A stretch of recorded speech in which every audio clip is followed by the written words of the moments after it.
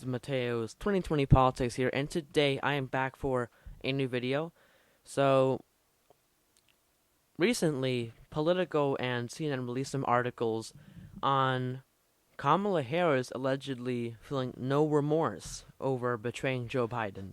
I know it sounds dramatic, but you'll get to understand why I phrase it that way. So, allegedly, a member of Joe Biden's vice presidential vetting committee, the member of the committee that's basically trying to find Joe Biden's potential VP, trying to narrow it down, they spoke with Kamala Harris, and this is a bit of background information for you guys. You might remember that time when in the first debate, Kamala Harris just slammed Joe Biden for his record on busing desegregation. If you don't remember that moment, I'll send you a link to that. So, Chris Dodd went up to her, allegedly while in Congress, and asked her, "Hey, you want to be Joe's VP, but what about that time when you kind of murdered him at the presidential debate over school busing?" And she allegedly replied, "That's politics." So I have the article right here, and I'm going to read it for you all. When former Senator Chris Dodd, a member of Joe Biden's Vice Presidential Search Committee, recently asked Kamala Harris about her ambush on Biden in the first Democratic debate, Dodd was stunned by her response. Quote, "She laughed and said, 'That's politics.' She had no remorse," Dodd told longtime Biden supporter and donor, who relayed the exchange to Politico on a condition of anonymity. Dodd felt it was a gimmick, that it was cheap, the donor said. The person added that Dodd's concerns about Harris were so deep that he's helped elevate California Representative Karen Bass during the vetting process, urging Biden to pick her because she's a loyal number two, and that's what Biden really wants. Just kind of shows how rigid Joe Biden is, because he's just going to pick somebody who's loyal and, well, AKA is another corporate Dem, instead of trying to appeal to progressives. Through an aide, Dodd declined to comment. Advisors to Harris also declined to comment. Okay, so as you saw right there, Senator Chris Dodd, former senator, claimed that she had a lack of remorse. And what he's basically hinting here is that she is like a Machiavellian Frank Underwood from House of Cards type politician. Is that true? No. Come on, let's not kid ourselves. It's not like Kamala Harris is some like evil, manipulative, emotionally cold mastermind. That just isn't really the case. I mean, some people do make the argument that her laughing so much at the debates was perhaps an appeal to some young men to think, "Ooh, she's attractive. She's got humor." I don't think so. She just seems like a genuinely humored-filled person, pretty enthusiastic person. So I don't think that's the case. But you gotta admit, it is pretty suspicious that when asked why she had destroyed Joe Biden so badly during the first debate, instead of her answering something like, "Oh, it was a matter of principle," you know, as a black woman, I believe in the rights of African Americans, and I was just calling Joe Biden out for what he did. I was just being reasonable. I was trying to expose his record to show that he has been caring for African Americans throughout his whole life, right?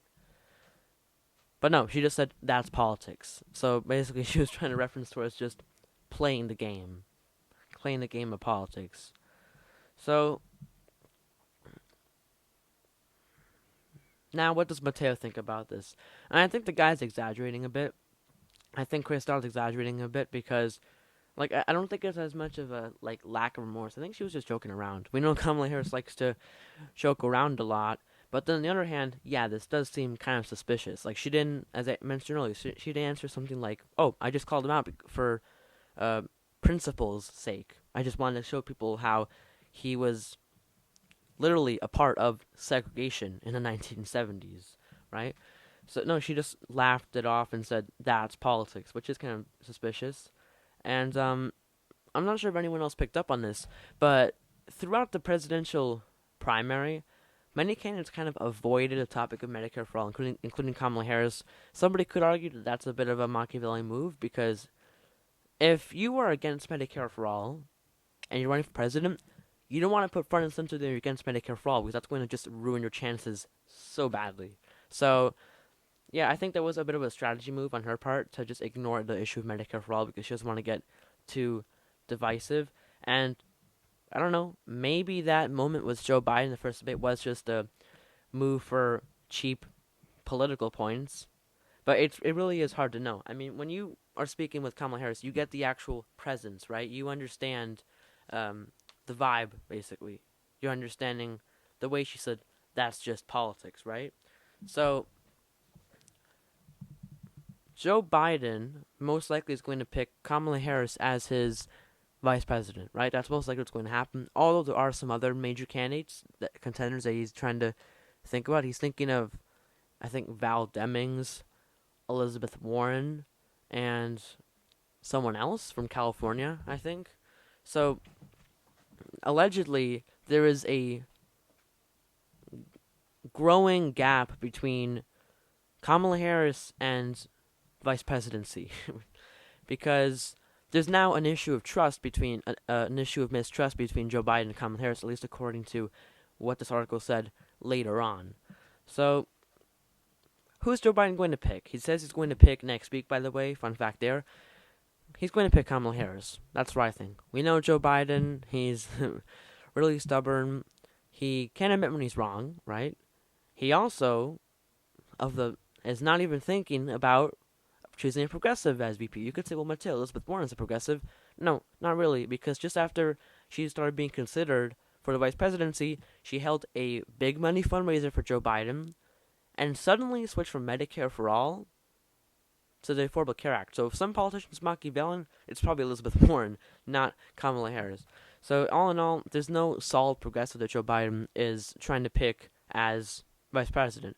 Why? Because he's too rigid. He doesn't want to have to appeal to progressives. He's too lazy. I mean, this is the guy who stated, I will never support Medicare for all ever in an interview, and earlier said he would veto Medicare for all if it came to his desk and Congress had passed it as president.